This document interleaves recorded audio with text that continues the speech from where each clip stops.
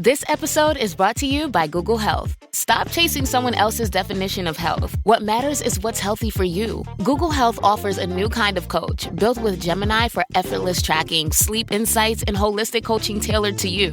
Visit googlestore.com to learn more and start a new relationship with your health. Requires Google account, Google Health app, internet, and Google Health premium subscription. Features subject to change. Availability and results vary. Not intended for medical purposes. Works independently of Gemini apps. Check responses for accuracy. This episode is brought to you by Regret and Bad Choices.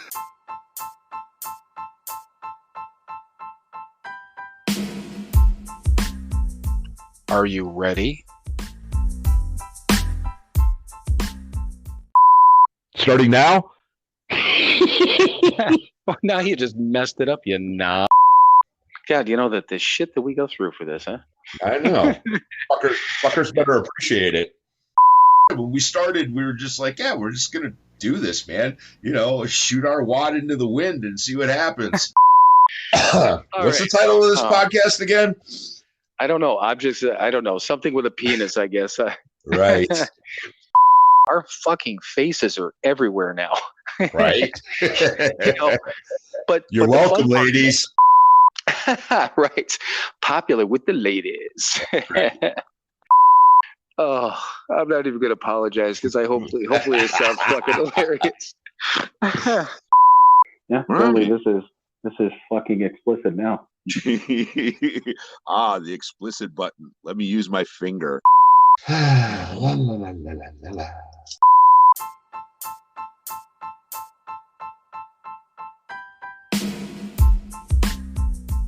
It is time for another episode of Sober, Not Mature.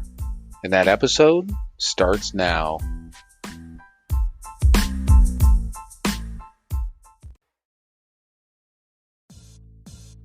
Hey, everybody. Before we jump into this week's episode, some of our episodes may contain sponsored content, affiliate links, or promotional partnerships. If we ever recommend something, it's because we truly believe that it may provide value to our audience. And now, on to the episode. All right, everyone. Welcome once again to another episode of Sober, Not Mature. And we do have a guest tonight. We actually have a couple of firsts tonight, Mike. And I know the one you kind of figured out because we talked about it a little bit.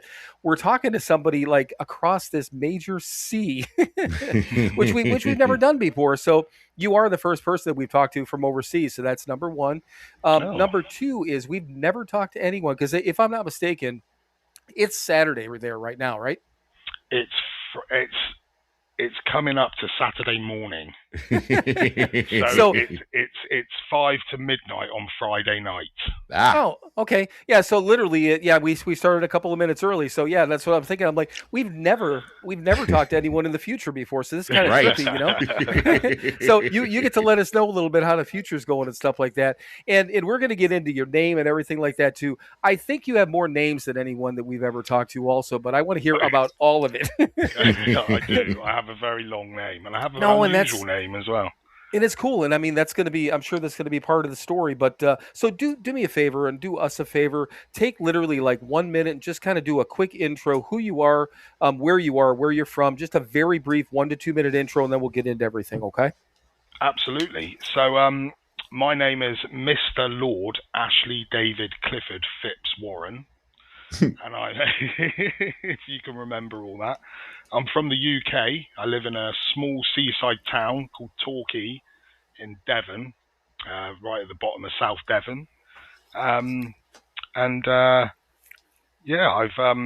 had a bit of a journey. I don't really know where to begin. It's a lovely place where I live. You know, it's lovely in the summer. It's very, very busy. We get a lot of holiday makers here in the summertime. In the winter, it's very quiet. You know, I grew up here. This is my hometown. I've lived here my entire life through the good, the bad, and the ugly. And I still live here now. I still live in Torquay now. So it is my hometown. Okay. I'm an author. I'm a drug and alcohol recovery specialist now. Nice. and I'm also a certified tarot practitioner. I'm very, very big on spirituality, and I do believe that spirituality saved my life, which is part of the reason why I started my sobriety journey in the first place. But we'll get into that later. I had some things happen to me that I was very lucky to get through, and it just changed everything. So I'm a very, very spiritual man. I do a lot of tarot readings and things like this, and I help people with their sobriety as well, and like people that are struggling with drug and alcohol addiction and things like this. I've done an awful lot for myself in the past 2 years since I've been sober, and it's all good. It's all good things. So yeah, that's basically just a little bit about me, and who I am and where I'm from. Can you remember my full name though? Right, it's Ashley. Ashley's my middle name. Oh. Actually, my actual name is Lord. My first name is Lord. Okay. Oh, is it really? Okay. Yeah, right. I wasn't sure if it was a title or that's your name, right? That is my first name. I know it's very, very strange. I don't know what my parents were thinking. When I was growing up, I just told everybody my name was Ashley. I used my middle name. I've got 3 middle names to choose from, so it was Ashley, David, or Clifford, and I thought Ashley was the best pick of the bunch. Gotcha. But my actual name is Lord. Nice. Well, you know what? Mike's first name is a letter, so his first name is just J. So it gets yes. My full name is J. Michael Harris, just the initial. Yeah. So I understand completely. Right, and it's it's like Prince Rogers Nelson. Yeah, I get it. It's not actually a title; it's your name. Cool. It is. Yeah, very cool. Mr. Lord. It's got a bit of a ring to it, but it is very, very bizarre. Mr. Lord. I don't think I have ever in all my years met anybody else called Mr. Lord. No, I don't think so either. Other than the keyboard player for Deep Purple, John Lord, but that doesn't count. I've never heard of him, so in my world, yeah. Okay. Well, at least we know we don't have to spend any time on music tonight, right? No. And you don't have to bow down when you talk to me or anything like that. All right. I'm not actually a lord. Well, it's funny though, is that I was going to ask you because I popped into I don't know, I ran across might have been something on social media. There was a gentleman that said that or you had said that you go by Ash every once in a while. So what do you prefer people to call you? Out of all that, we'll call you whatever you want. To be honest, most people just call me Ash or Ashley. Ash is absolutely fine. Okay. Everybody just calls me Ash. Okay. It's only really the doctors or the police that call me Lord. Yeah, anytime somebody calls it, I go by Bill, but my legal name is William. If I get called William, either it's somebody that doesn't know me or I'm in trouble. Or it could be under some circumstance. Obviously, I've got to, you buy something or do something of a legal nature. Hopefully it's not the cops these days, but yeah, they referred to me, the judge referred to me as William. So and I'm like, yeah, I don't need to hear that anymore. So, but no. Thank you for taking a few minutes to do that, and we've got a little bit, like I said, as we were kind of warming up, getting things ready before we started recording. We do have a little bit of a different, I'll call it style, right, Mike? Sure. Of how we do things. I don't know if that's the right way to put it, but it is what it is. So, especially when it comes to telling stories, which Mike, obviously, you normally get into that part of it. Mm-hmm. Right. Well, basically, we know how to get fucked up. We know how to fuck up our lives and fuck up the lives of everybody around us. We know how to do that. We could sit here for hours and hours and talk about how to get loaded. We'd already know how to do that. What we're interested in is a solution. Basically, we hate drunkalogs. We do a little qualification, tell your story, the way it happened, all that good stuff. But drunkalogs are boring. We know how to do that. Yes. Well, it's nice to know that we can swear on this podcast. Oh, absolutely. Jesus. Yeah, that was a sure. Oh no, that was a first. I was holding back for a minute until I heard one of you say the F word, and I thought, right. Oh, cool, we can say fuck. That's good. Yes. No, there was a time frame. We decided right off the bat because Mike asked that when we were setting it up. We're talking. Obviously, 4.5 years ago. He's like, "Can we swear on here?" I'm like, fuck yeah, we can, because there's, you could put an explicit, label on which all of our episodes are. And then every once in a while, we've gone through episodes and counted the number of times we said fuck, and sometimes it's kind of extreme, not gratuitous, but it turns out to be. It's like Jesus, But yeah, we've gotten we had a priest on. This is one of the best stories. This was I think it was last summer that we had Father Bill on. Mhm. And we're talking to the guy, and he's probably 78, 80 years old, something like that. Really nice guy, been sober for fucking ever. And, we're going into, like, when Mike just did his opening with him, he took out all the swear words. It just was, this is how he, I believe I said loaded. I replaced fuck with loaded. And, right. Because I'm trying to be respectful to the guy, Of course, yeah. Yeah. So we're probably. Makes sense. Well, and we're probably at that time, I don't know, we're a good hour and 15 minutes into the episode, and Father Bill says, he's like, hey, he goes, there's one thing I'm disappointed about. We're like, well, because we had a great conversation about everything, and he said, I haven't heard either one of you guys say, swear yet. And we're like, oh, well, fuck. I think he said, I haven't heard any of you guys say fuck. He dropped. Did he say that? I'm pretty sure. I'm pretty sure. It very well could be. I mean, my memory is horrible, but yeah. After that, we had a good 5 minutes to just from there. We just dropped them. Let them go after that. Laughing well, and swearing, it could have been worse. You could have dropped the C word.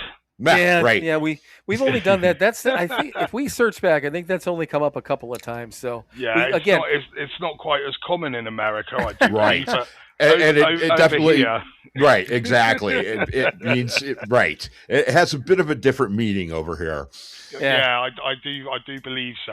Over in England, it's used very, very frequently. Right. I'm not overly keen on the word, to be honest. I don't like to use it, but yeah, English people definitely like to use that word. It's the C word is thrown around just like you would throw around fuck in America. Right. Well, and here's the thing: if one happens to slip, Ash, it's not a big deal. We're not going to get offended. Literally, we don't edit anything. So just only as long as you don't care, whatever you say is going to stick. So as long as you don't give a shit, we certainly don't. So. But yeah, I mean, like Mike said, we're looking at, we want to hear your background, but it's just a drunkalog thing that we're not really into. But usually, I'll be honest, what happens is a lot of times people tell the beginning of their story, and we end up hearing bits and pieces throughout the time frame anyhow. But yeah, this is your time. We're going to sit back and listen to you and tell us how you got to where you are. Oh wow! So I was Jesus Christ. So I started drinking from a very, very early age. I was 12 years old. Mm-hmm. When I first encountered my first alcoholic drink, and it was a big box of wine. I'd come down on a school day, and I'd come down to the kitchen to make my breakfast, and my parents had left this big box of wine on the counter. It was white wine, and for some strange reason, I don't know why, but I looked at it and I thought, I wonder what that tastes like. I've never drank wine before, and I thought I'd have a little glass. And, this is like 7 o'clock in the morning. So I poured this glass of wine and I'd sort of drank it. Didn't even like the taste of it, but I was like, I felt like all big and like an adult. And I was like, oh, I'm drinking wine. And I ended up drinking half the box. And, and I ended up passing out, and I woke up in bed very, very sick, very, very ill. And then I had to listen to the stories of my parents telling me how I behaved that morning. So I completely blacked out. I don't remember anything. I just remember drinking this wine. And my parents came down, and I was telling them all to fuck off. And I was pissed out of my face, and I nearly set the house on fire. Wow. I was smoking my parents' cigarettes. I didn't even smoke at the time, and I was lighting up these fags. I think I was just pretending to be a grown-up.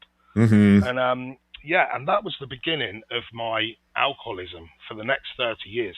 So when I recovered from that, it took a few days, but once I'd recovered from that, it was like I was addicted straight away, and I couldn't wait to do it again. And I was only 12, and I felt like shit.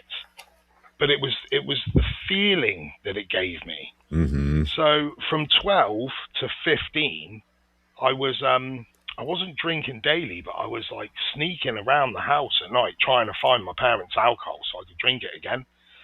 And that went on for a few years. And by the age of 15, things really, really changed. And it took a very, very dark turn from the age of 15. I would probably say that I was a full-blown alcoholic at 15. and I was still at school then. So I was in my last year of school, and my parents ended up kicking me out of the house.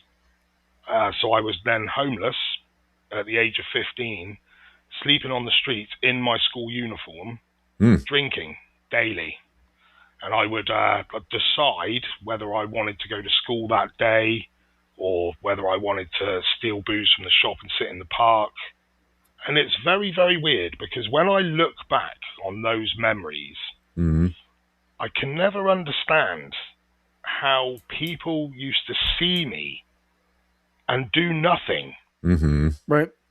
Now, I know we live in the UK and it was right back in the 90s and it was a different world back then.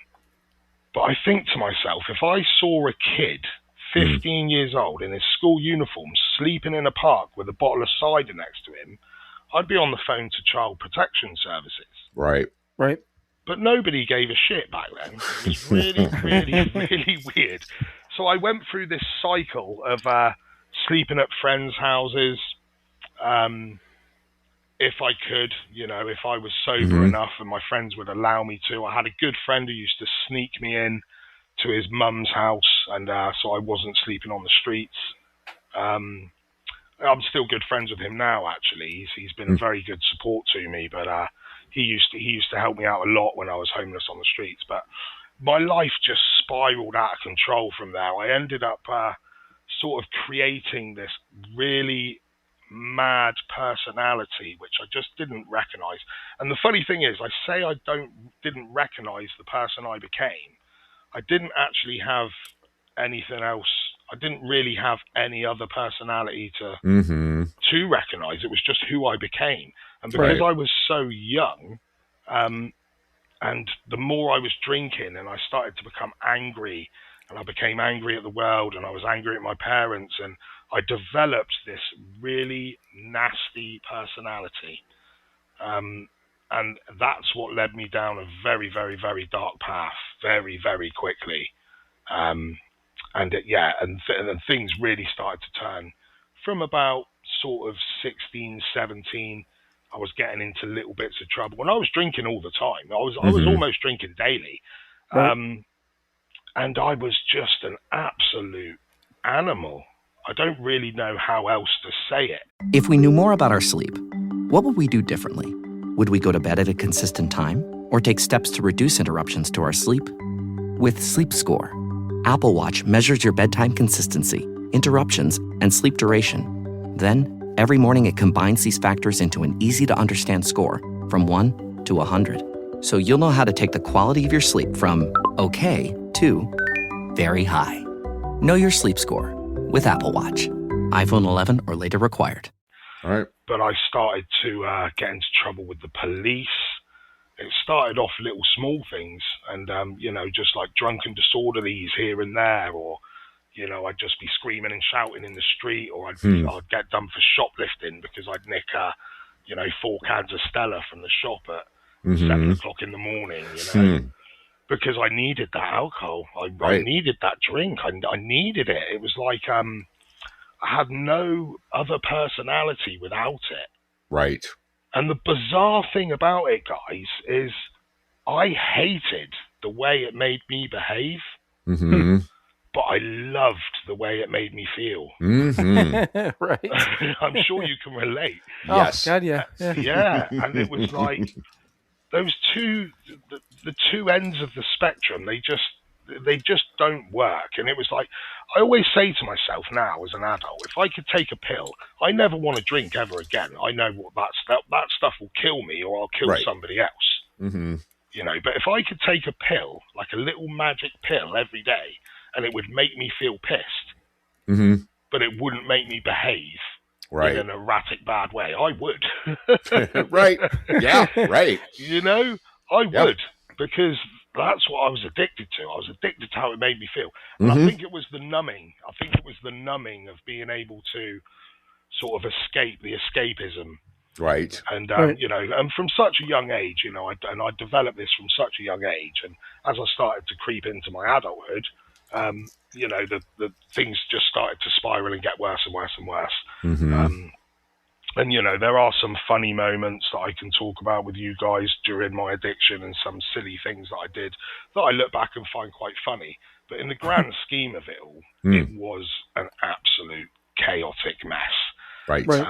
You know, well, you know what's interesting too, and you mentioned the way that like taking a pill and feeling that way, and we talk about it on here. I mean, two things we talk about a lot. Number one is that people that say that they're, which we don't necessarily subscribe to. That we're not saying that it's anything wrong with it, but here a lot of times in the recovery community in the rooms that my worst day sober is better than my best day drinking, and Mike and I are like, really? Because I mean, we had some fun, I mean, yeah. We would be just lying through our teeth if we said that we didn't have not only fun but a hell of a lot of fun.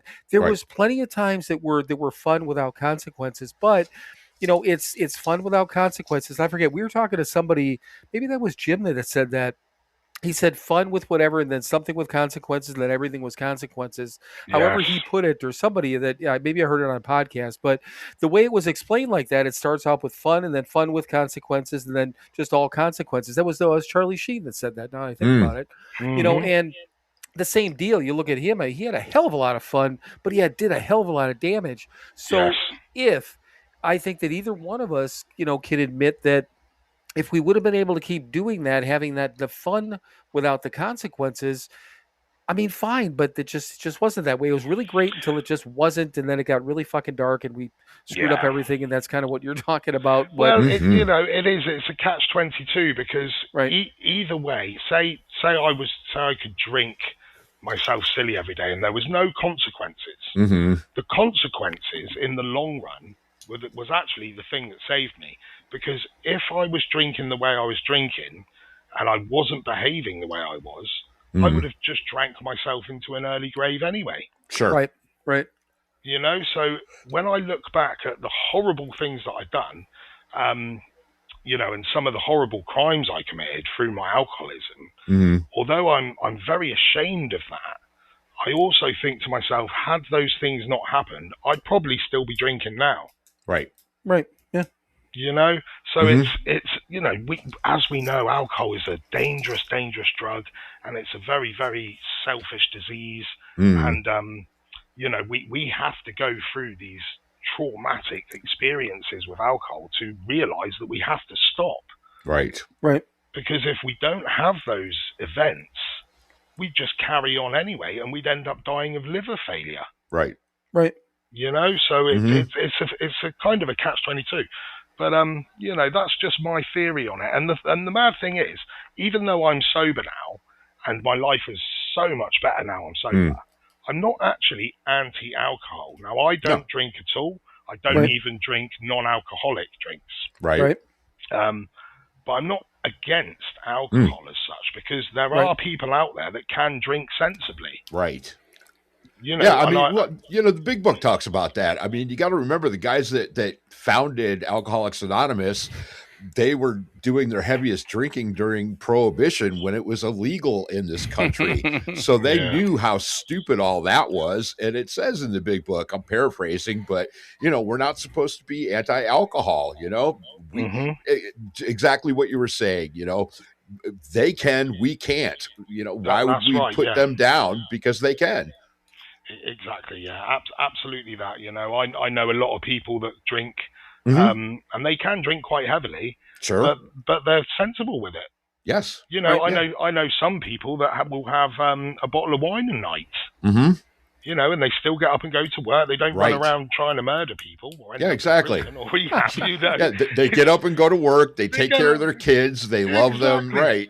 Yeah, and I know plenty of people that do that, but I don't. I'll never understand the what it is with us alcoholics, and what triggers us to make alcohol so bad for us. Because there's so many people out there that can drink and they're absolutely fine, and there's so many people out there that can't. It just changes your entire personality. I refer to it in my books as Jekyll and Hyde. That's exactly who I was. I was Dr. Jekyll, very nice, I speak well to people. I'm very polite, very kind, very loving, very generous. And then as soon as I take that little tipple of booze, Raw, that's it. You know, the veins pop out, and my chest puffs up, and you know, I'm bounding around the streets trying to fight everybody. Right. And it's just an absolute nightmare chaos. And that was how I was. That's what alcohol did to me. And it took me 30 years to realize that. Right. 30 years of my life gone to that, that horrible, horrible disease. Yeah. And it took me down some very, very dark roads, roads. I ended up spending 7 years in prison. Over 2 different sentences for some very serious crimes. I lost my children. I never saw my children grow up for the first part of their life. And I've got them back in my life now. I went to rehab twice. And then I was in and out of the streets for 30 years. Sometimes I'd get myself a little flat or a small bedsit room somewhere, and I'd live there for 2 weeks before I ended up getting kicked out because the landlord couldn't stand me getting drunk all the time. Right. And it was like, and it was just crazy. It was just absolute craziness. But there was, like I say, there was some funny times. Yeah. I mean, how sort of graphic do you want me to go with some of the crimes I committed? Do you want all the juicy stuff? That's entirely up to you. You're not going to shock us, I'll tell you that. Yeah. 2 things that I'll remind you: we don't edit. And like Mike just said, you're not going to shock us. That's not the problem. But we don't edit, so it's up to you. I mean, if you want to get into that sort of thing, it's your choice. Whatever you think is decent for the audience and yourself, you're not going to shock us. I do like to be honest with my story, and the reason being is because what I do now is I try to help people with their sobriety and their recovery, and I like to tell them exactly how my life was, just so people can realize how bad it can be and how dark it can get. Right. There is always a way out. Yep. There is always a way out. So the first time I went to prison, excuse me, the first time I got sentenced to prison, I was drinking in a pub. I was probably about 20, 21. I can't remember the dates and things. I struggle because, as you know, being in alcohol, I was blacking out most of the time anyway. Right. So all of my memories of the 30 years of my alcoholism are quite fuzzy and squiffy. Sure. When I wrote my books, I had to do a lot of research. I had to look through my DBS. It's I don't know what you call it in America, but it's basically a criminal record check. Well, So sure. it's like sheets of paper that tell you all your criminal background. So I had to look through that, and mine's 8 pages long, which is absolutely ridiculous. But anyway, when I got sentenced to prison, I got a 8-year sentence, and I served 4 years because over here we do half of our sentence, and then we come out on license. So if you get in trouble, so I did my 4 years, and then they let you out of prison, but you're on license for 4 years. So if you get in trouble again, you go back and finish off the 4 years. Right. Okay. So same here. Yeah, prohibition, parole, whatever. Same thing. Yeah, same thing.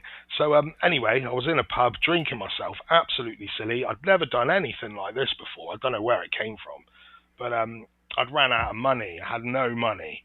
And nobody in the pub was buying me a beer. And I thought, right, I need to go and try and find some money. See if there's anybody I know that I can borrow a tenner off or something stupid, So I walk out the pub, and I'm absolutely steaming drunk. And there's a guy walking on the opposite side of the road. And I didn't even think this through. Now, my memory of it is I just went over to him and I said, give me your wallet, give me your phone, give me everything you got. And he was like, I ain't giving you fuck all, mate. And I was like, what? I was like, what? And he got up in my face, he put his face in my face. And he was quite a biggish lad. I don't know really what I was thinking. But I had this absolute moment of madness, and I'll get quite sad thinking about it, to be honest, because it's quite horrific. And I grabbed him by the face and I bit onto his nose, and a bit so hard on his nose, and I ended up biting his entire nose off. Oh, damn. Yeah, and he sort of fell on the floor, covered in blood, and there's blood pouring all down my face, and I had his nose in my mouth.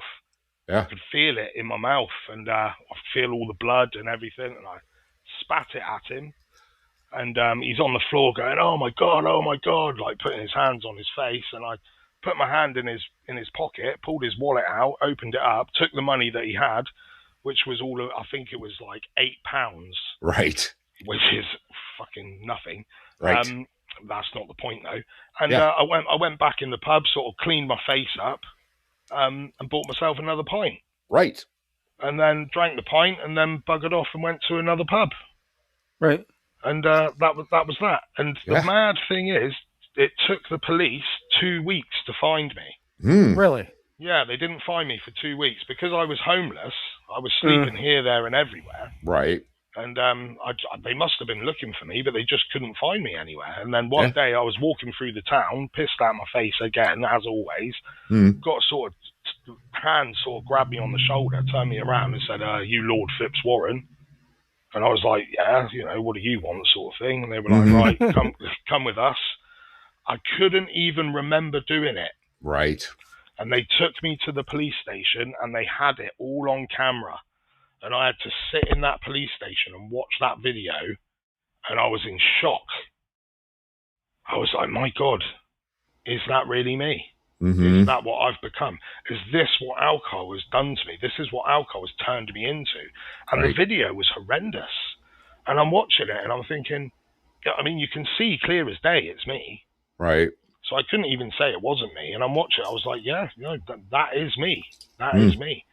And trying to explain it away to the police, and I was like, I can't give you any answers because I don't know why I did that. Right. And I look back now, and I do know why I did that, because I wanted another drink. Yeah, you needed a drink. Yeah, I needed a drink. So I was willing to bite another human being's nose off just to have another beer. Yeah. Right. Absolutely ridiculous. So anyway, I ended up going to prison doing my sentence.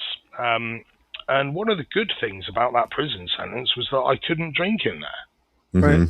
which was a good thing. But for me, it was absolutely awful at the time. Right. It was horrible because I had to go through the sort of cold turkey of not drinking. I'm sweating all the time. I'm shaking all the time. And, I really needed alcohol. It was like that. That's all I knew. Alcohol was my personality. And it was horrendous. But I got through that sentence, and the maddest thing, this is the maddest thing, the day I was released on license, the first thing I did, got a drink. Went and got a drink. Yep. Right. They give you, I think they give you something like £75 when you leave to sort of like set yourself up or whatever it is. Right. Which isn't much. Right. And I was like, came out, I was like, £75. This is great. I could go and get pissed with this. Yes, absolutely. So I went straight over to the shop, bought myself some booze, went and sat in a park and started drinking it. And that was it. I'm homeless again, back on the streets. Right. So it was the same cycle of behaviour. And then, the same pattern of behaviour came along. I came back to my hometown, and that was it then. The whole sort of Jekyll and Hyde personality was at its peak. It was at its peak, and I ended up getting shunned by my entire community. I was known as the pisshead of Torquay. I was the violent, aggressive alcoholic. So much so that I ended up getting banned from every single pub, every single nightclub, every single restaurant, every single establishment that sold alcohol. I was banned. And It wasn't just Torquay. Where I live, we've got 3 towns along the coastline. Torquay, Paignton and Brixham, and I was banned from every single one. Every single place. So I had nowhere to go and drink socially. So I ended up being a street drinker. I just used to steal booze, or I used to get other people to buy booze for me, and I'd cause an absolute riot. And I'd get into fights. I'd be abusive. I'd kick off. I'd smash windows. There was one time I went to out on the piss. I bumped into one of my mates, or an old mate of mine, should I say, because not a lot of people wanted to hang out with me by this point. Right. So I bumped into a friend of mine that I'd known from a long time ago, and he liked to drink as well. So he was like, "Oh, come on, we're going to get drunk." And I was like, "I can't go in there." He was like, "There was a restaurant along the harbour." Said, oh, let's go there. It's called Las Iguanas. I was like, I'm not allowed in there. They won't let me in. He said, right, fuck it. I'll go in. I'll get the booze, and we'll just sit on the sort of. They had an outside bit, and I wasn't allowed to sit on the outside bit. I wasn't allowed anywhere there, so we just sat kind of opposite it, sort of on the street. And I ended up getting absolutely pissed. And then, for some reason, I ended up getting some vendetta against the restaurant for not letting me in. I was like, why won't you let me in? And I'm kicking off outside and all this business. And they were like, no, you're not allowed in. Right. And I'm like, right, fuck you then. So I pick up the tables and chairs from outside, and I start I'm lobbing them through the windows, smashing the windows. And it's absolutely ridiculous looking back. And I'm throwing tables and chairs around this restaurant. And then I smash the window, and then I climb through the window, cut my leg, cut my arm, and now I'm inside the restaurant now. And there's people sat there eating their lunch. This is like 1 o'clock in the afternoon. Right. Everybody's looking at me, and oh my God, there's like kids in there. There's parents like cradling their kids. They're all getting up and running. Anybody would think I'd gone in there with a bomb. And I'm picking up tables and I'm lobbing them across the restaurant, like near missing people. And anyway, they managed to sort of get me out of the restaurant. The police turn up, and I'm completely uncontrollable. I've got chairs in my hand, like holding them by the legs, swinging them around. And they taser me in the chest. It goes bang. And I'm like, Zah! But I didn't go down. I was so pissed. Right. That I didn't really feel the shock. And so I'm carrying on. I've got this taser in my chest. There's like 3 coppers like pointing these tasers at me. And I'm going, fuck you, fuck you. And then I get another one in the back. And then I still didn't go down. But then it was enough of a shock to I dropped the chair. And then they bundled onto me, and that was it. And then I got nicked again. That was another mad charge. And, at the time, I didn't give a shit. I just became this absolute arsehole. Right. But when I look back now, I'm thinking, my God, what was I doing? And that so now you understand why they didn't want you in the restaurant. Oh, God, yeah. Yeah, I do now, 20 years later. Right. But, that restaurant doesn't exist anymore. It's no longer there, which is something, because now I'm sober. I kind of had this idea that now I'm sober, I wanted to go back down there. And sort of like, because it's probably all different staff and stuff, but I just wanted to go down there and see if they'd let me in and have a meal. It's been 20 years. Sure. But when I looked into it, it's no longer there. It's all closed down, so that's the end of that one. But anyway, so quick question though. So the town that you live in, then you said the other ones that are on there on the bay, I believe you mentioned, are these all small towns? Because I mean, to have all these places, kind of like band together and know anyone, let alone you. Are they are they smaller towns, or is it, or how do they do that? That's small towns. So we've got okay. Yeah, so we got Torquay. And then you sort of a 10-minute drive, if that, 6-minute drive, you're in a place called Paynton, which is another town, and then another sort of 10-minute drive, and you're in Brixham. And you could walk there. I could walk to Paynton in half an hour. Right. Okay. So they're very close. Yeah. Yeah, and it's not like you can't blend into these towns. I mean, they know who you are. It's easy enough for them to be. I got you. They all knew who I was. It got to the point where, if I was at the top of town, it was a Friday, Saturday night or whatever, and the door staff, I'd been drinking all day on the streets, in the parks, wherever I wanted to go to drink my medicine, as I like to call it. And then the doorman, would all start to come to work, the bouncers, and they'd see me, and they'd pull their radios out and radio down to all the other places. Watch out, boys. Ashes on his way. The 2-week pay period, invented in 1938 and still making us wait until daily pay, where everyone can access their money on demand. This is the future of pay. Learn more at dailypay.com. Transfer fee may apply. Well, what's funny is that funny in a kind of an odd way is that, so Mike and I talk about all the time that we used to, there was a whatever it was, handful of liquor stores, 5, 6 liquor stores that, towards the end that we rotated, thinking that, so nobody knew how much we were buying, like we were fooling everyone and blah, blah, blah. And, for a fact, I mean, all those people knew you. I went into a grocery store, when I was, 6, 7 years sober, and figured that at that point I wouldn't have been in that grocery store for that amount of time, 6 or 7 years. Mm. And I had walked in and I had a different type of job. So I was actually going in there for a business reason. And it wasn't the liquor store part, but it was one of the guys that used to work in a liquor store, but was now a manager, blah, blah, blah. So I'm talking to this manager and he said, "You used to live around here, didn't you?" And I'm like, "Yeah, a while ago." And he goes, "I thought so." He goes, "Did you come in here quite a bit?" And I said, "Yeah, I probably did." I left it at that. It wasn't like, Jesus Christ, but I don't know. It's just, I mean, I wasn't, hurling chairs through windows and things like that, but they still recognize me. So who am I to think that these 3 small towns wouldn't have it?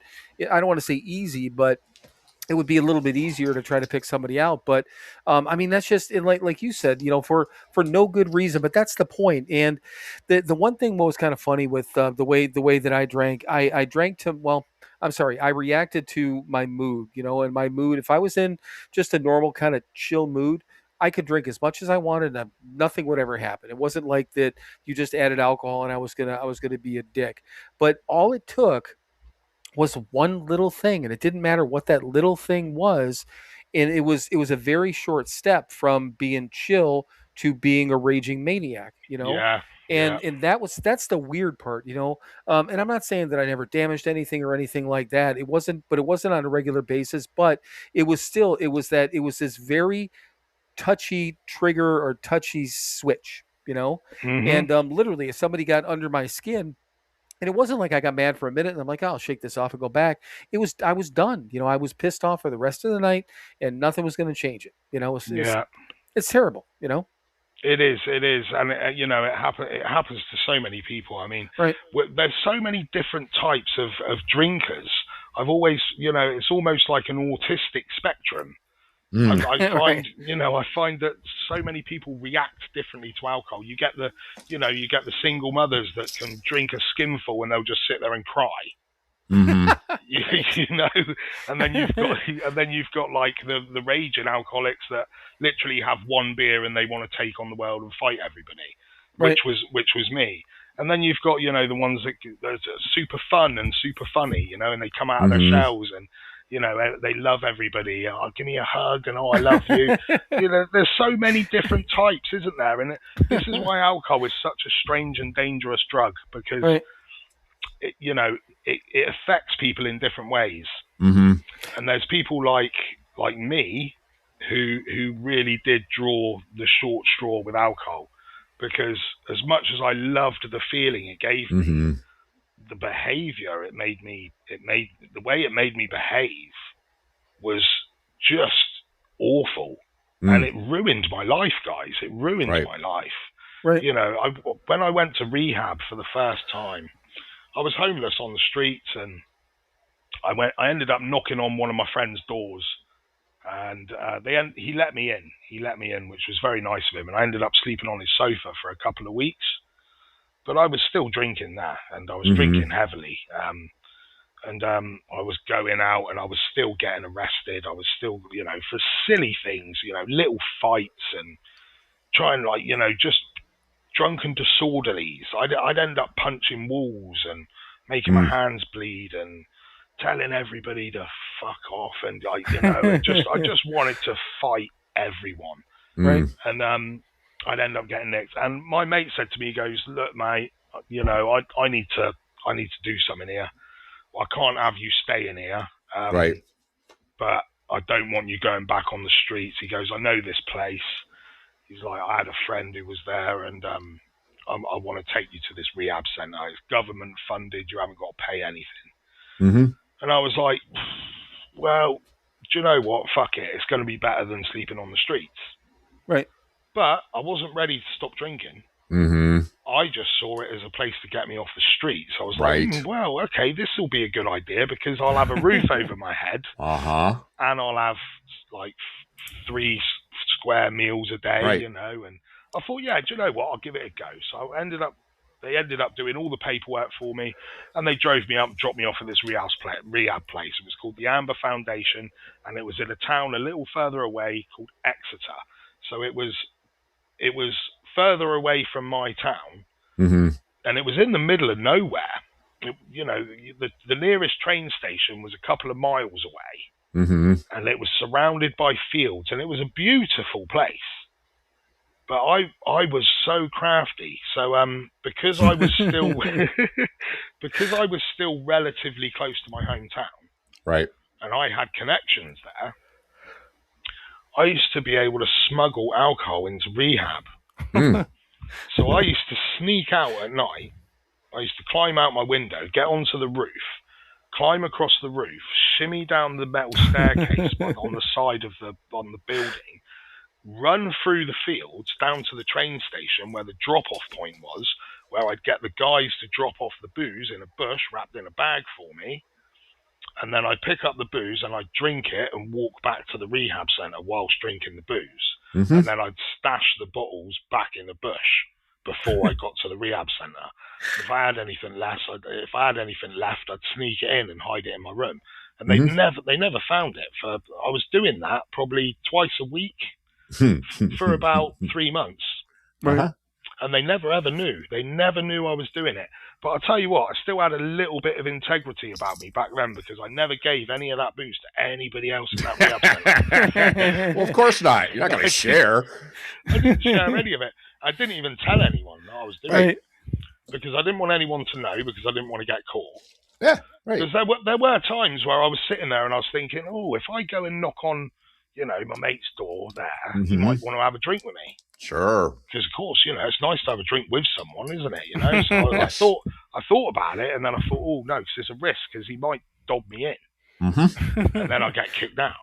Well, plus, I ran 2 miles to get this shit. I'm not sure. Yeah, in the middle of the night, even in the piss pouring rain, I used to do it.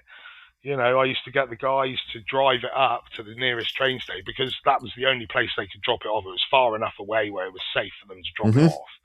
And I knew my way how to get there and get back. So, 1 o'clock, 2 o'clock in the morning, there's me running through the fields to get to this alcohol. Yeah. And a lot of the time, I didn't even know what the alcohol would be. Sometimes it would just be 4 cans of beer, 4 cans of lager. Sometimes it would be a bottle of Jack Daniels. It was whatever the boys, because I had the contacts in the town. I used to get them paid, and they'd get what they could and drop it off for me. So I never knew what I was getting.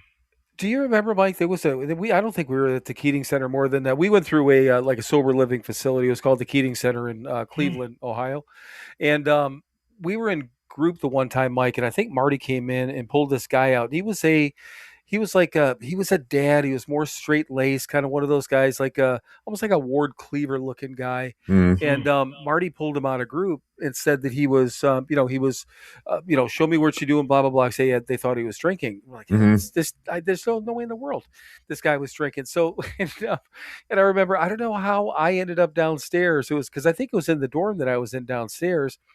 And then they're rustling up his bunk and all this stuff. He was in a bunk over in the corner. He had, I don't know how many empty bottles of vodka shoved under his bed in the corner. So at night, and whatever he could get down there, man, they're sucking down a fucking vodka. The same thing. I'm like, how the fuck? How did you get it in here? Number one, and how did you whatever? And I'm just like, Jesus Christ! I think that was the first one that.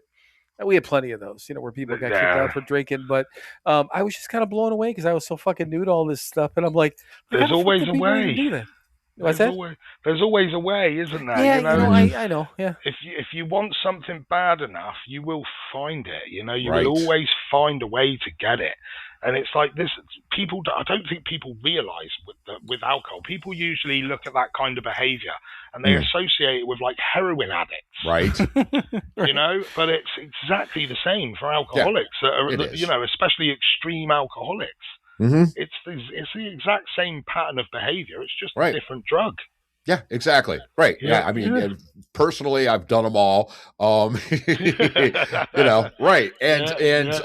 But yeah, I mean, it always came back to alcohol with me. And I mean, I used to tell the guys I used to do group there, and I tell them, look, man, the last 5 years, unless somebody handed me drugs on a silver platter, I didn't do them because it was cheap and legal to go to the corner and get what I needed without a hassle. All the garbage that the drug culture has to do with it because it's illegal and black market and all that garbage. Yeah, I just go to the corner and get a fucking fifth of vodka.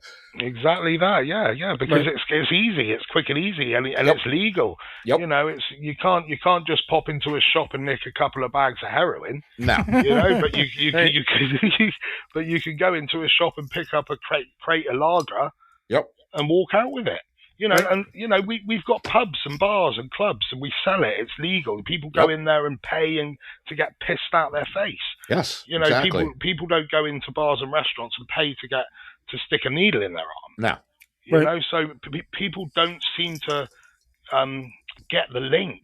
Mm-hmm. They don't get the link. People just see alcohol and it's sold to us as fun, isn't it? Right. It's sold to us as a good time. You never see an advert on the TV for alcohol with someone biting some fucker's nose off, do you?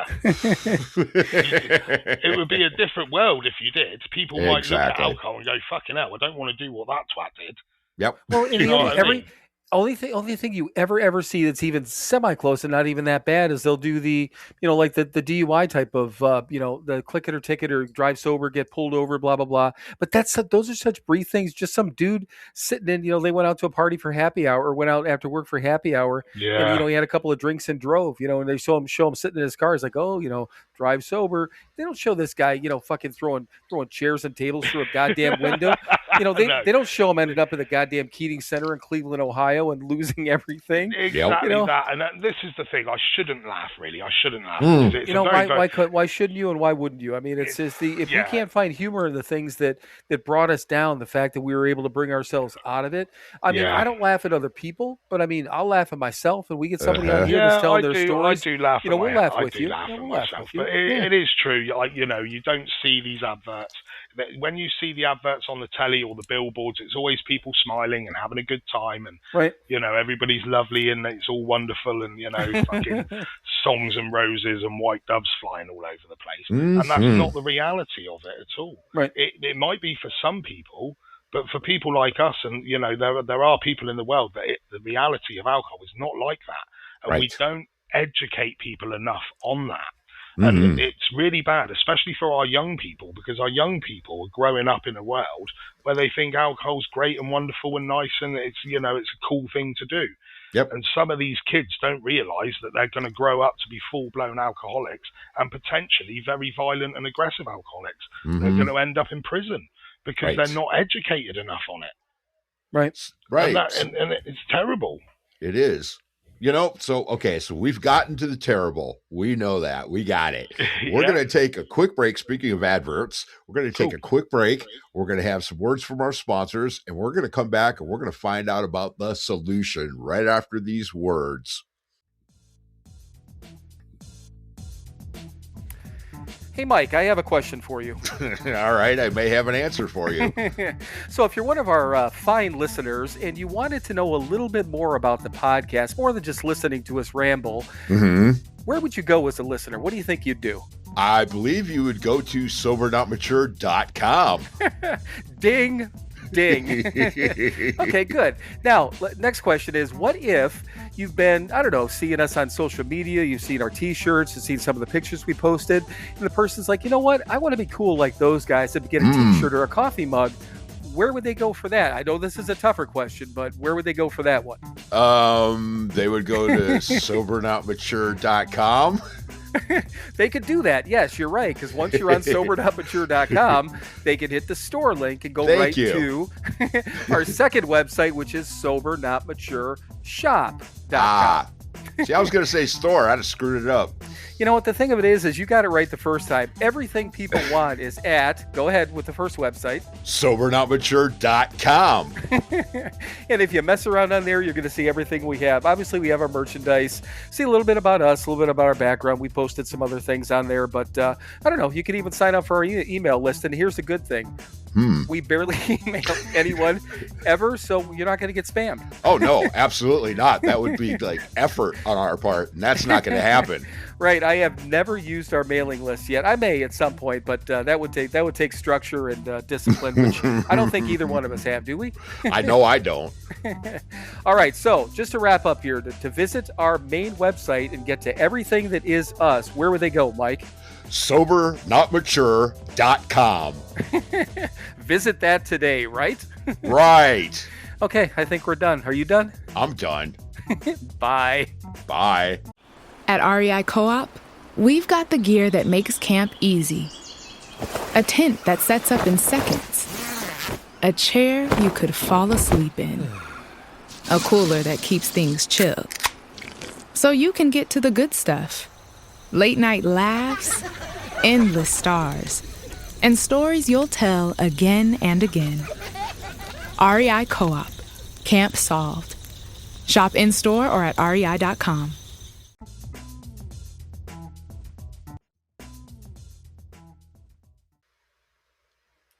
All right, everyone, welcome back. And yes, I think we should get into the solution and everything else. But I got a quick thing that I want to say about again the youth and all those sort of things. I'm not disagreeing with you at all, Ash. But the only thing that I see different between the time that we were little and we were in our teenage years, and even when we got sober versus now, is that personally I think social media is a pain in the ass. It's a necessary evil to do some of the things that we have to do like this and promote and stuff like that. I mean, it's a lot of people use it to stay in touch and whatever it is. So you've got that, where it could be really draining on kids. And the same thing as it's always been, everything's out there and this is how you should look and feel and act and blah, blah, blah. But there's also more information out there. So I think I know for a fact that the alcohol consumption for the younger generation is less than what it's ever been in years. I mean, there's everyone's seeing a decline. So what they're doing is they're obviously sparking up the, like what we're talking about, Guinness, Mike, I think that has a, they're non-alcoholic brand that they just figured like, well, let's just test this out. I mean, my understanding is that's just it's a huge factory now because they're making so much money off of it. So they're shifting a little bit to treat that different demographic. But the other thing too is that, I've got a son that's 25. I've got a daughter that's 38. Mike's got a daughter that's a couple years older than me. He's got a granddaughter that just turned 18. So these kids, that are, again, they're, adults and stuff now, but they've seen what we've gone through. Both Mike and I have been sober now a little over 16 years. And, even if they don't remember, some of them remember the real bad, some of them don't, but they've seen what we can do. So I think there's more examples out there. And going back to like what you said, Ash, about, not being anti-alcohol, that's one thing that Mike and I have never done. I don't do to my kids. My son has been 100% completely open. He was 9 when I got sober. So as he started experimenting and things like that, my ex and I sat down and talked to him, to make sure that he was safe and he could always come to us. And he did. And there was never any consequences. If he needed a ride home, it wasn't like he was getting a talking to the next day. But we're honest with him about those things. So I don't know that the advertisers are still working their asses off to draw people in. But I think that I think, and I hope a little bit, there's more knowledge out there and more places for people to turn. Although, that could be just a wish in my head too. Who knows? Yeah, I totally understand what you're saying. I've got 2 children myself. My youngest is 13. Okay. And my eldest is 16, and they're actually upstairs right now in bed asleep, which is lovely. Yes. Because my youngest son, he lives with me now full time. Cool. Which is fantastic. Since I got sober, I got my son back, and he now lives with me. His mum wasn't on the scene. That's a completely different story from when he was born. She's not around anymore. So he went to live with my mum. So he lived with his nanny for the first sort of like 10 years of his life, 11 years of his life. And then he came to me. Once I got sober, so much changed in my life in a short space of time. And then all the great, wonderful things started to happen. And then my eldest son came back to me, and he doesn't live with me full time. He lives with his mum in a different town. Two kids, 2 different mums. But he comes over and stays with me whenever he likes. And I couldn't see those boys for the first half of their life, first half of their childhood. I had no access to them whatsoever. But talking about the sort of advertisements of alcohol and stuff, my son Harry, now he plays rugby. Okay. So rugby has a very big drinking culture in the UK. Sure. Yep. Right. So he'll play a game on a Saturday afternoon, even though he's only 16. He'll go to the rugby club and he'll get pissed up with the boys, and I don't stop him from doing that. Right.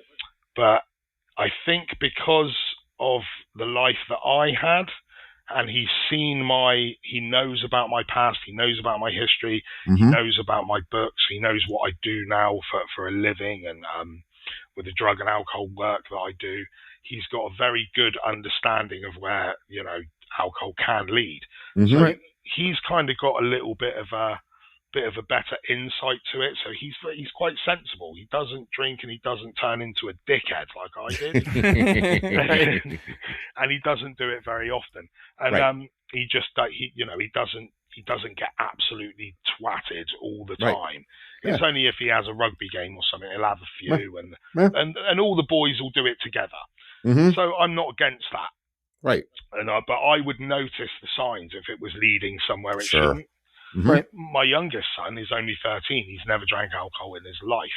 And I like to think that because he's in my life now and he knows my story, I've been very honest with him about my life and my story. He had a lot of questions. Why weren't you around when I was younger? Why did I have to live with Annie? So I was honest about it all and I told him everything. And I think that's given him an insight too. So when he does get to an age where he is introduced to alcohol, I would like to think that he will be a bit more savvy with it all and be like, it could go one or two ways. It could go the complete opposite way. You just never know, do you? Right. You never know. But I'd like to think that because of my journey and my story, it's protected them a little bit. They do know the risks and the dangers of where alcohol can lead. But also, I think living in the town that I live, it is a party town. You know, it is a holiday destination right by the sea. Every other doorway is a pub or a nightclub. So, it's a drinking town. It really is. Right. And, it's just one of them. I think anybody that's sort of born in Torquay is kind of doomed to the life of alcohol in some way or another. It just completely depends on your personality and how alcohol affects you, whether you're going to survive Torquay or not. This is how I look at it. But, it's just one of those things. I've got good kids. They're back in my life and I love them dearly. Yeah. And you get to be an example, which I get to be an example. And not only that, I'm an example to the entire town. I think my name, somebody could fart my name in a library and someone would recognize it, and go, I know that guy. The good thing about it though now, guys, is I'm starting to get recognised for better things now, which is good. Right. There are people out there that still recognise me for the chaos and the problems that I cause. Sure.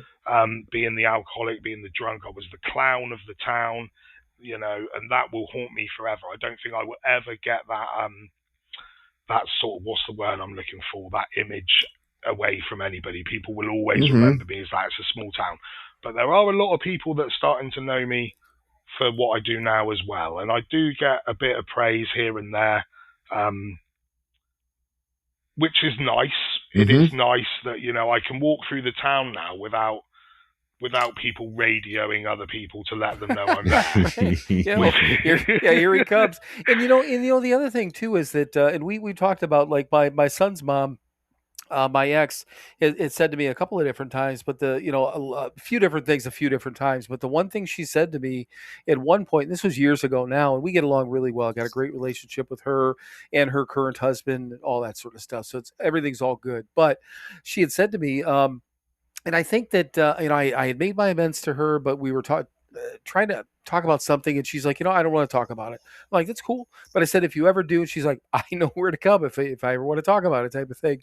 But what she told me was, she goes, here's the deal. She goes, I'll make it easy for you. She said, I will never forget everything that you did. Never. She said, but I will forgive you as long as you keep doing what you're doing. She goes, if you don't keep doing what you're doing, then we're done. And at that point, my son was, he was 10 or 11 years old. And she's like, you're done. You're done with him. You're done with me, blah, blah, blah. I mean, we were together, but, she was just out of her life, out of his life, all that stuff. Even to this day, again, I've got a good relationship with her.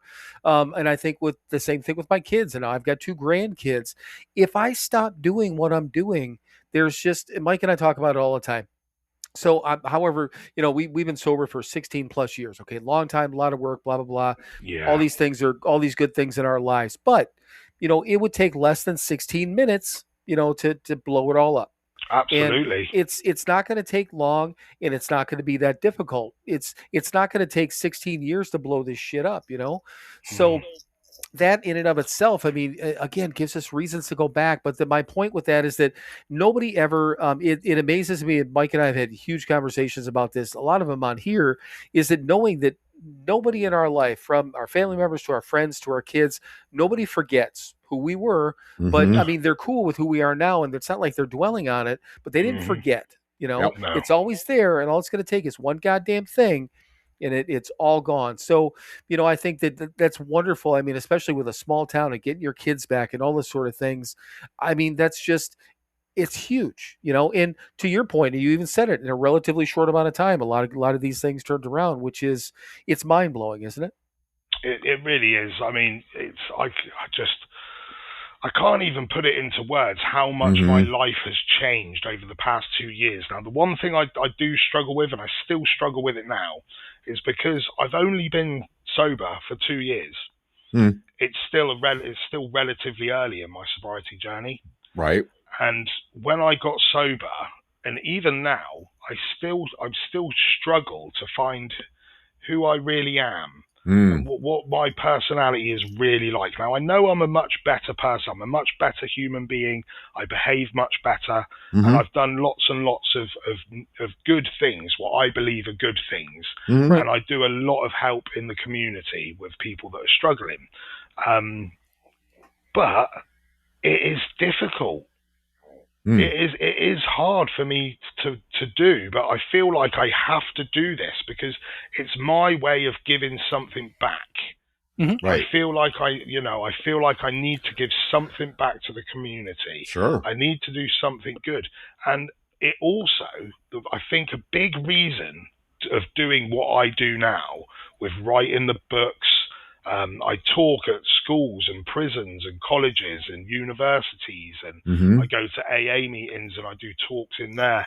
And I did a course, a drug and alcohol recovery course, an understanding addiction course. Now, I didn't need to do that understanding addiction course. I've got 30 years of understanding addiction under my belt.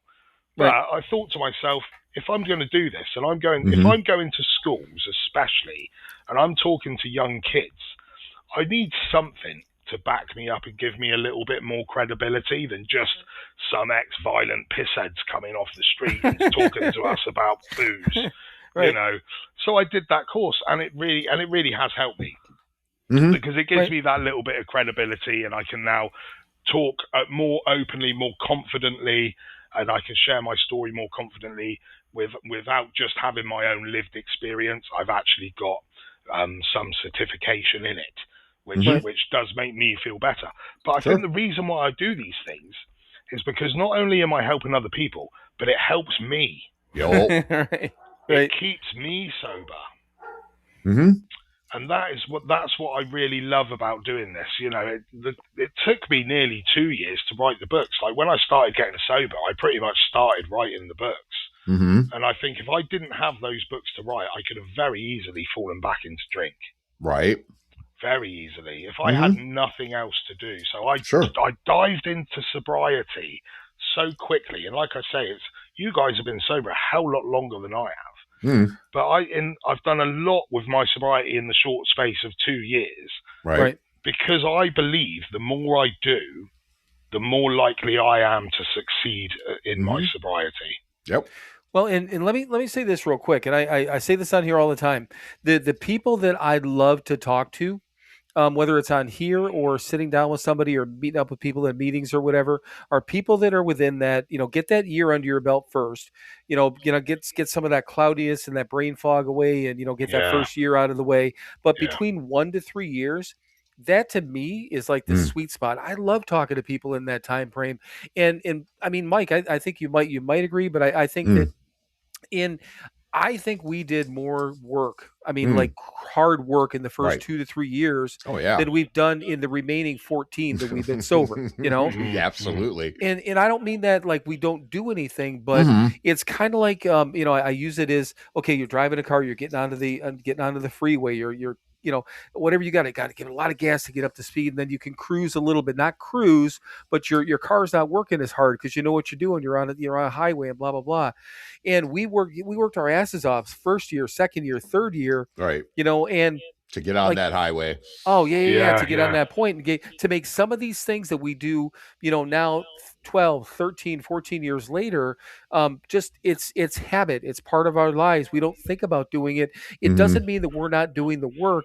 It just doesn't feel like we're working as hard, as we used to. So my point when you said only or we've got more than you, it is what it is. Time does matter. We're huge fans of time and dates and sobriety, and we work for every day and all those sort of things. Huge fans of it. But the work that people do in early sobriety is, in my opinion, hats off to you for the work that you're doing. And whether it was writing a book or burying yourself in meetings or doing whatever the hell people have to do to get through that time frame, we spent a lot of it in meetings. I mean, a ton of that time in just fucking meetings because you don't know what else to do with your fucking life. I suppose it's a bit like a marriage, isn't it? The first sort of 2 or 3 years of the honeymoon period and everything's wonderful and you're doing everything 100 miles an hour, and then it starts to get stagnant and boring when you're having sex with the same fanny every night. It can get a bit boring because everything gets a bit slow, doesn't it?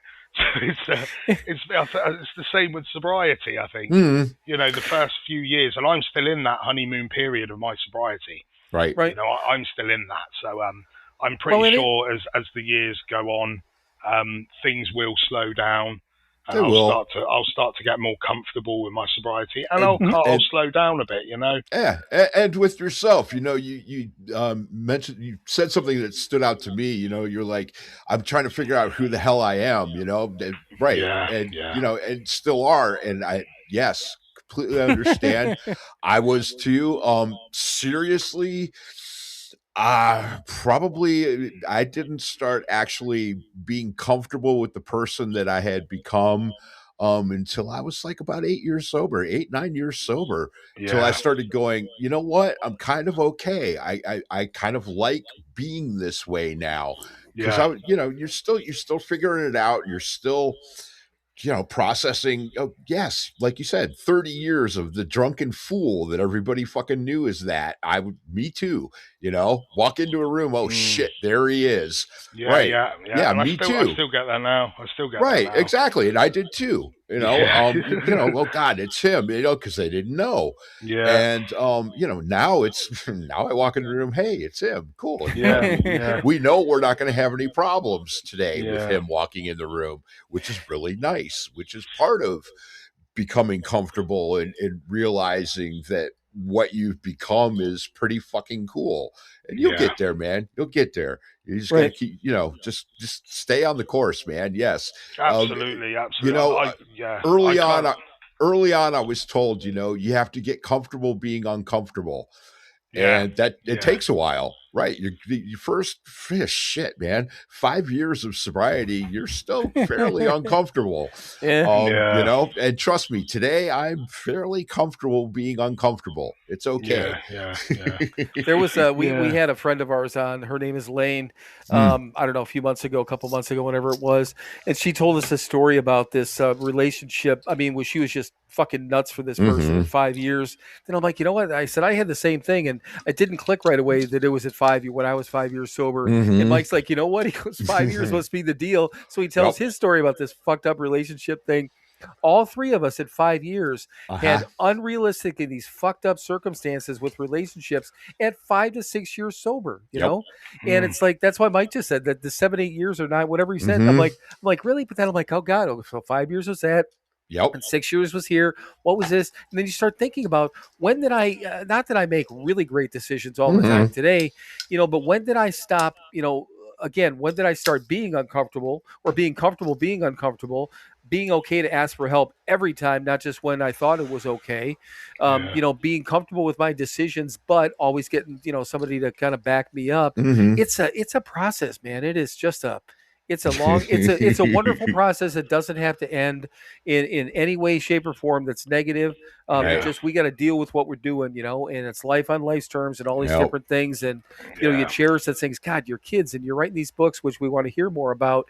And obviously the work that you're doing, all these things, you're building this foundation to carry you through for years to come. And then think about this, all the things you've done in the first 2 years, which is normal, to do all these things, because that's what we do to keep ourselves busy. Yes. But think about what you can do, in the fourth year, in the fifth year, in the eighth year, in all these different things. I'm not telling you, to plan ahead for the rest of your existence, but, the point is that we can do whatever the fuck we want as long as we stay sober and we make these decisions with a sober mind, Absolutely. I couldn't agree more.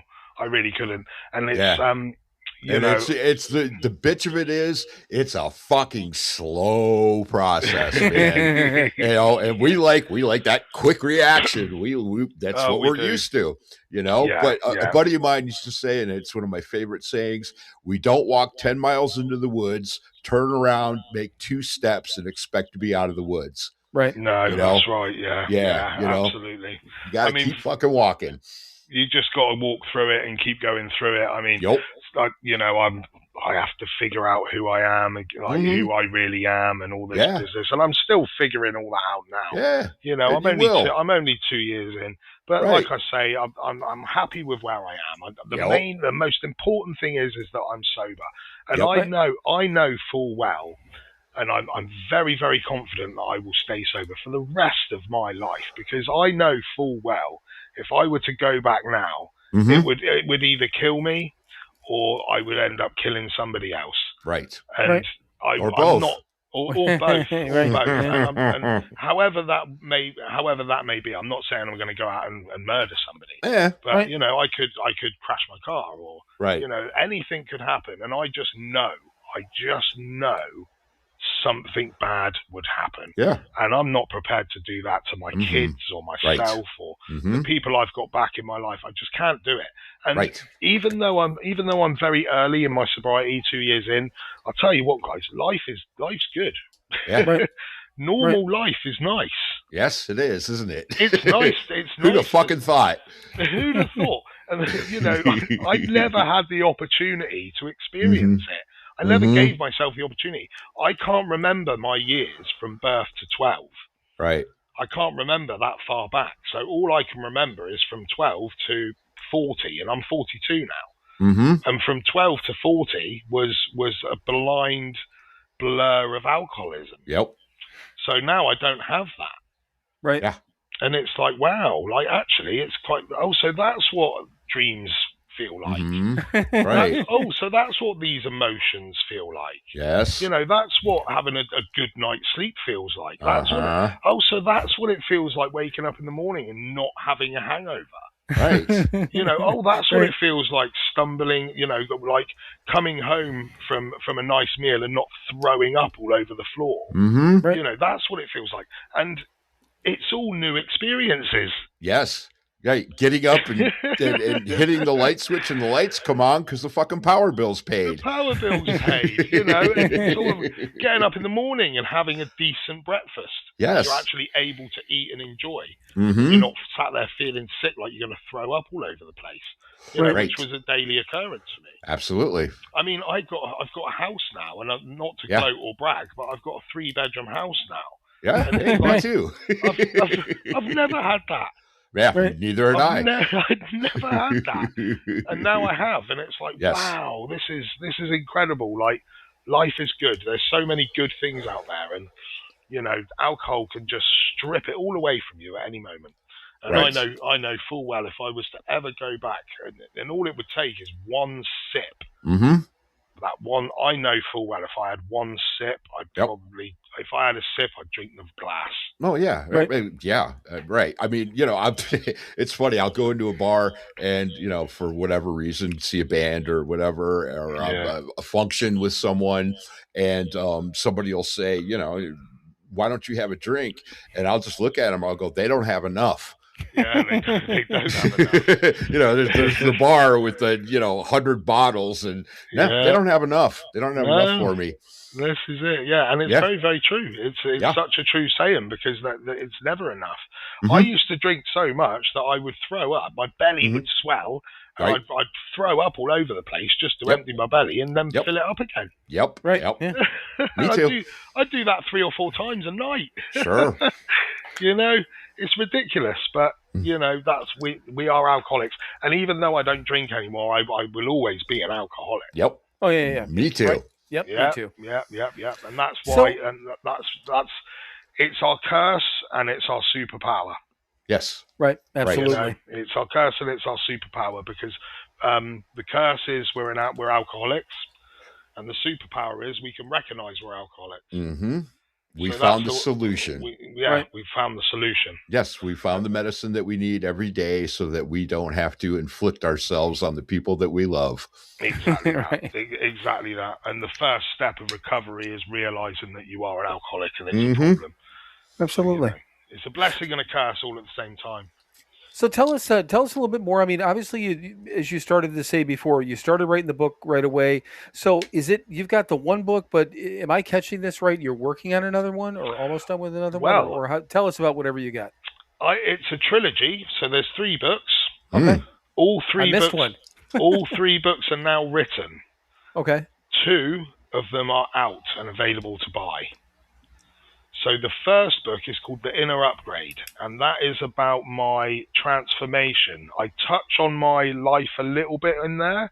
So I give a little bit of background about my life and how it used to be, but nothing in too much depth. It's more about my transformation, how I sort of found spirituality and manifestation, how I was able to manifest a better life for myself, get myself sober, and transform my life in a short space of time. That's what The Inner Upgrade is about. And it goes very, very deep into a lot of spiritual sort of woohoo stuff, which I'm a big believer in.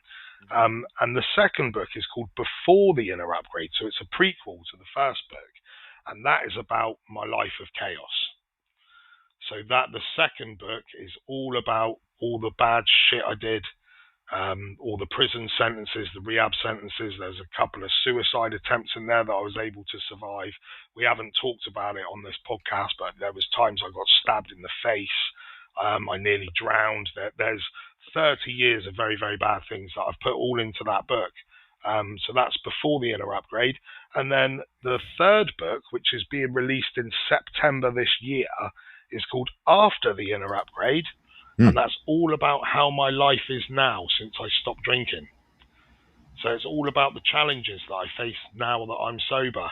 It's about getting my children back, how I managed to be able to now speak in schools and colleges and prisons about the dangers of alcohol and things like this.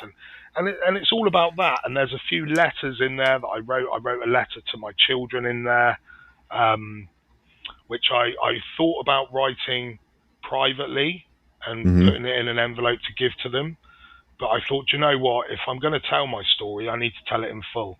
So I put those letters in the book for everybody to read. Nice. I think it's an important message. So the whole story is basically a journey of my life from 12 to up till now, but in 3 parts.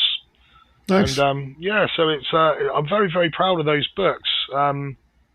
And I'm looking forward to the trilogy being out, and and it all being done.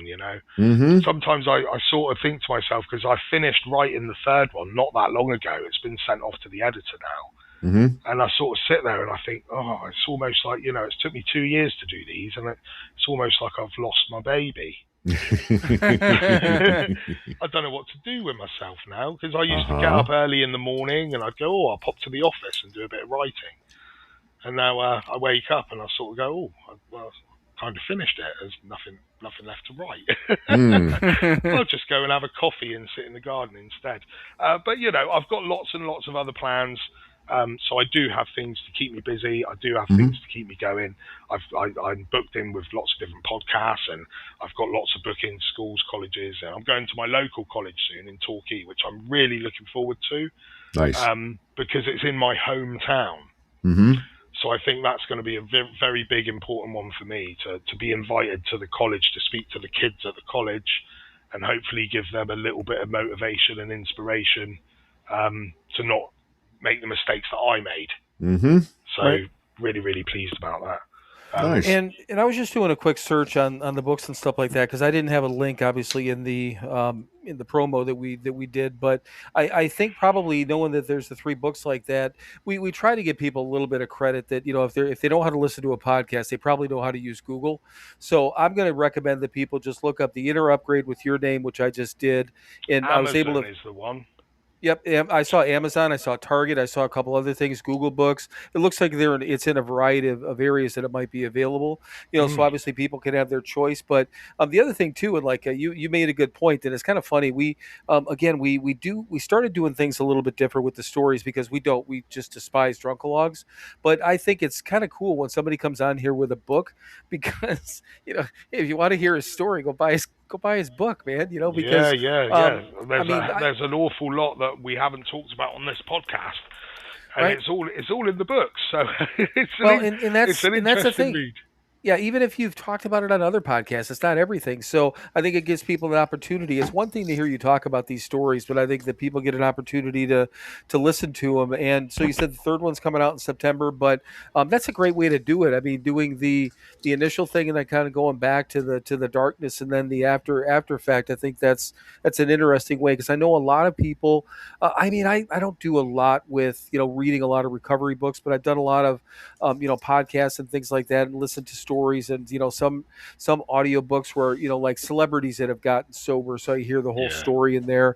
And usually people just go into it within their own just one book, but to do it in 3 I think is an interesting way to do it. So how's that been received by people? I mean, between the first 2, is that people seem to like that it's separated like that? Yeah, it seems to be received really well. I'm getting some really good feedback from the books. Good. It's funny though, because I was going to release one a year. It was going to be a 3-year project. I was going to release the Inner Upgrade this year, and then I was going to release the 2nd one next year and the 3rd one the year after in 2028. And I released the first one, and people read it, and they were like, right, we want more. We want more of the story.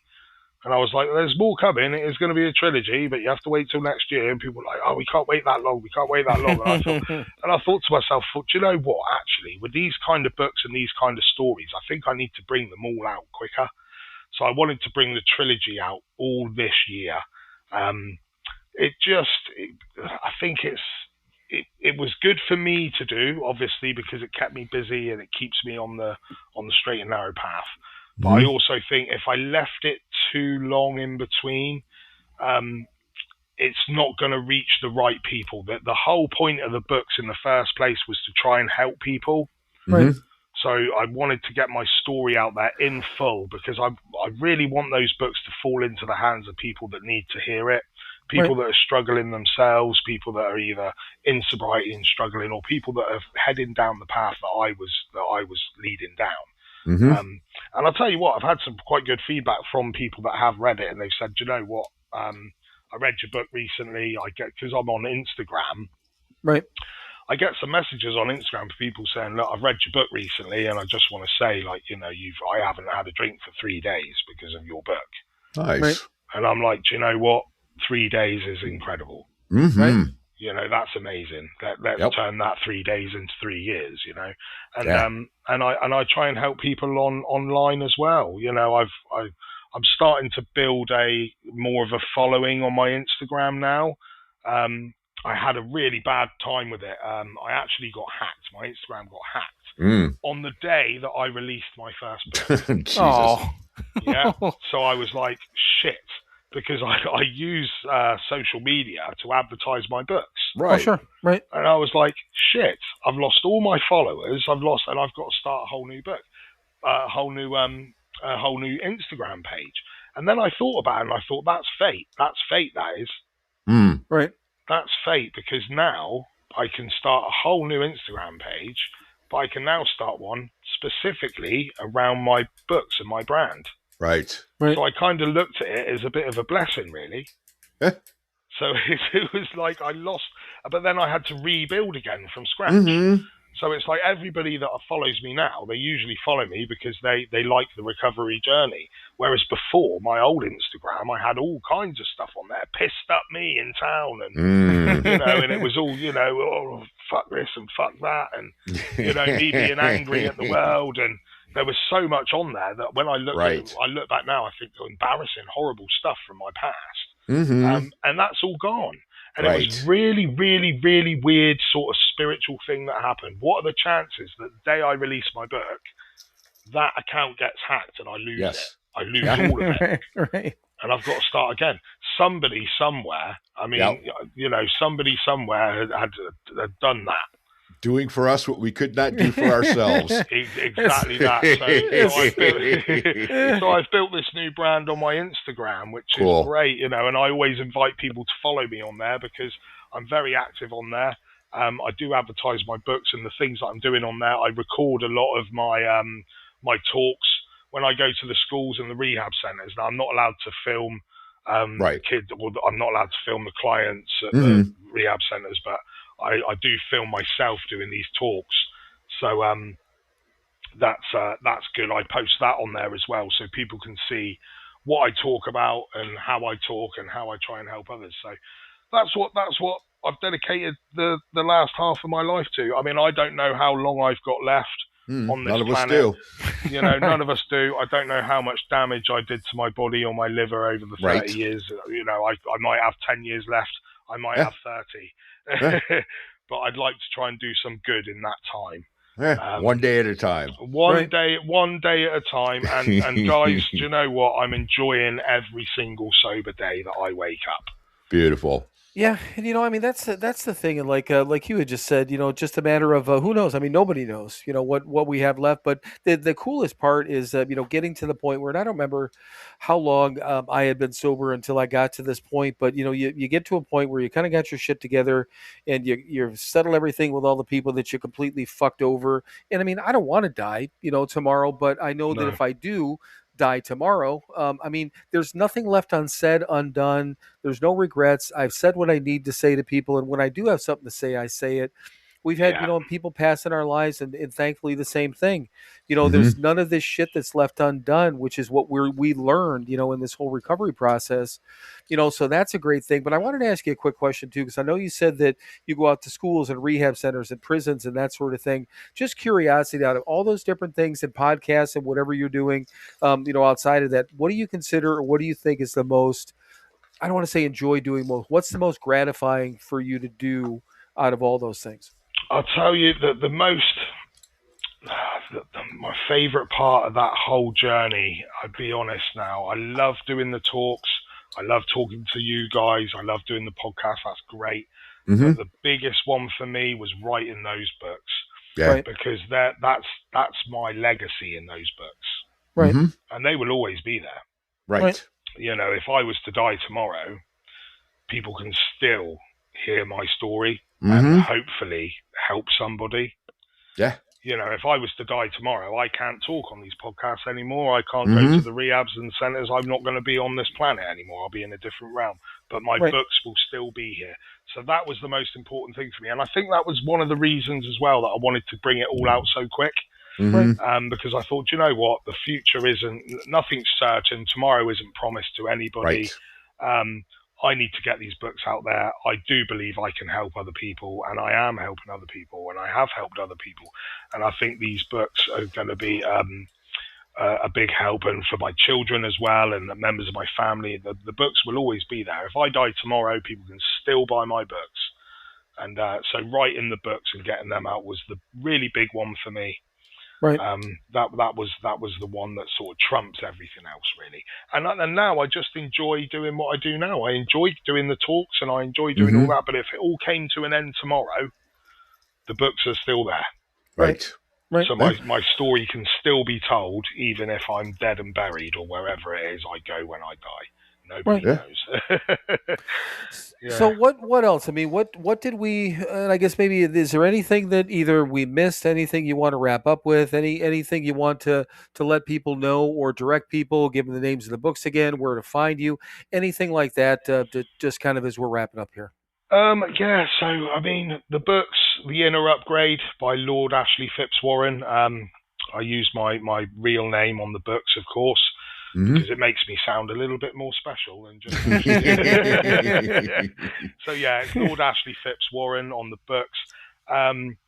And you know, I don't know how you can get them in America. I think they're in Barnes and Noble in America, to be honest. So you can get them there. Amazon, you can get them. In the UK, you can get them in Waterstones as well, which is a bit like a Barnes and Noble store, but it's in the UK, our Waterstone stores. And my social media, that's a big place where people can get in touch with me. The links for the books are in there as well. And my social media is Lord Phipps Warren _author. So I invite anybody to add me on Instagram. My Facebook is just Ashley Phipps Warren, because for some strange reason, they won't let you use Lord. And I don't know why, which is really weird. But yeah, my Instagram is open to anybody, and you know, I invite anybody to follow me there. And if anybody wants to talk to me as well on there, I do get a lot of messages on there where people want to ask me questions about stuff, and I'm always active, and I do my very best to answer every message I get. Perfect. And I enjoy doing that. I just want to help people, and I don't want people to make the same mistakes that I did, and go down the same routes that I went down. It's no way to live, as you guys know. You know, right. Alcohol can destroy lives, and it does destroy lives. And if I could just help a few people out, you know, before I die, that's what I want to do. So, you know, I think that kind of really wraps it up for me. Okay. Yeah, and we have the we have the link to your Instagram, and usually that's the easiest way for people. So if anyone's listening to these, you can pop into the description on the episode and click over to Instagram, or again, hopefully you know how to use Google. Hopefully, if you're not on Instagram, you can go to Facebook. You're gonna be able to find them everywhere. That's why I usually do that quick search. I didn't know how to use Google till 2 years ago. Oh, there you go. Till I got sober. I didn't even have a phone. Yeah, exactly. I was going to say it's a little tough to use Google when you don't have a device to access it. Yeah, that's a good point. So I'm just saying, hopefully people are listening to this, because usually if you're listening to a podcast, a lot of people listen on their phone or a computer. So I'm like, that should give them access. But good point. Very, very good point. But bottom line there is you're easy enough to locate, and obviously follow him on Instagram and check out his books. And yeah, it's been a treat. But you know, speaking of a treat, Mike's got a wonderfully fun way of closing out the podcast. But Ash, do not remember, don't hang up yet. And I won't, guys. And Mike's going to do a little bit of a closing thing here. Then we'll say our goodbyes, and then we'll stop recording. But yeah, you don't want to hang up yet till we're all done. Okay. So your turn, Mr. Mikey. All right. Well, thank you, everyone, for listening to yet another episode of Sober Not Mature. Thank you, Ash, for coming on. It was great. We had a killer time talking to you. As always, be good to each other. Be kind to each other. Go out and do something nice for somebody else this week, and don't tell anybody you did it. Now, from the bottom of my heart to the depths of my soul, from the beginning of time until the ends of the earth, always and eternally, fuck you. Now it's time, kids. It's time for you to fuck off. Then keep fucking off. Keep fucking off till you get to a gate with a sign on it saying, "You cannot fuck off past here." Climb over that gate. Dream the impossible dream and keep fucking off forever. That was incredibly theatrical. I love it. Why, thank you. It's there's a long story behind it, but that's the way we end every episode now. Brilliant. We've done it now Absolutely for what, brilliant. 200 plus episodes, I'm guessing, Mike, probably, if not. So yeah, that's our thing. But Ash, I mean, I can't tell you how much it's been enjoyable. It's been a lot of fun. I'm glad you took the time, and appreciate you taking the time, especially with it being late and stuff like that. So yeah, but stick around. We'll go over what's going on with the episode itself after we end up stop recording here. But Mike, I love you, brother. Love you too. I know we'll talk soon. We shall. Everyone else, goodbye. Goodbye, guys. Thank you very much. Thanks. You're welcome. Now it is time for you to fuck off. Then keep fucking off. Keep fucking off until you get to a gate with a sign on it saying you cannot fuck off past here. Climb over that gate, dream the impossible dream, and keep fucking off forever.